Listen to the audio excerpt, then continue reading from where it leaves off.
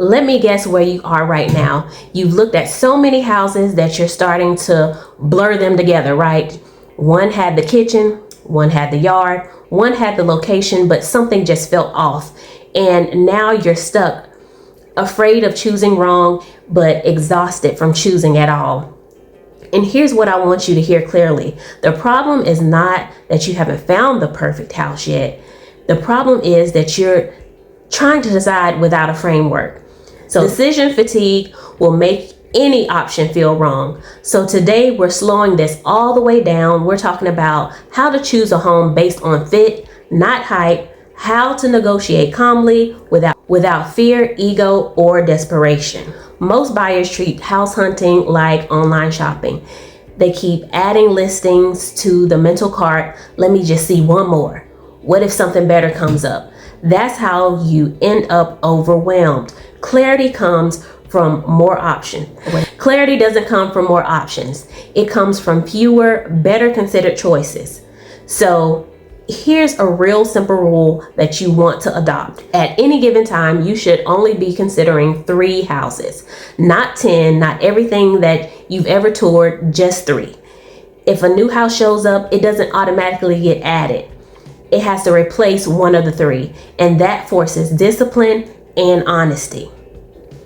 Now let's talk about how to compare those 3 houses, not based on emotion, not based on how pretty it looks online, based on fit. And this is where your preparation shows up. You already know the non-negotiables. You need the location, you need the commute, you need the layout, the long-term livability, and the condition has to be right. So instead of asking which one excites me the most, you got to ask yourself which one supports my actual life. And when you do that, something interesting happens. The house with the trendiest kitchen doesn't always win. The one that works usually does, because fit brings peace, hype brings stress, and peace is how you know you're deciding well.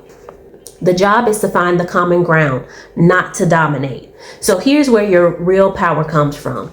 Your willingness to walk away, not dramatically, not emotionally, but calmly. When you're prepared, when you know your budget, your alternatives, your limits, you're not desperate. And desperation is the only thing that weakens your position.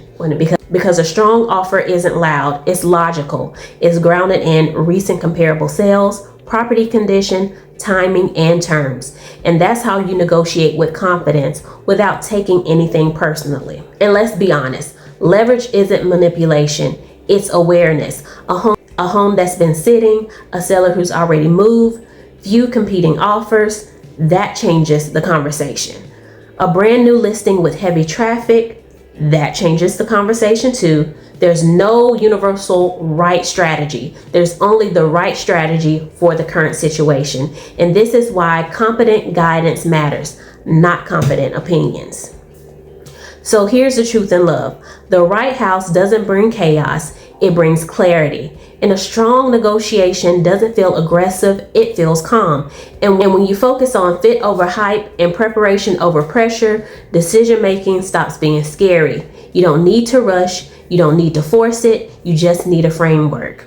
So if choosing and negotiating has felt stressful for you, you're not behind, you just needed structure. So tell me in the comments, which part is harder for you? The choosing the house or negotiating the deal? And if this series is helping you move with more clarity and less pressure, make sure you are subscribed. We're finishing Q1 strong with discernment and boundaries. Take care, and I will see you in the next video.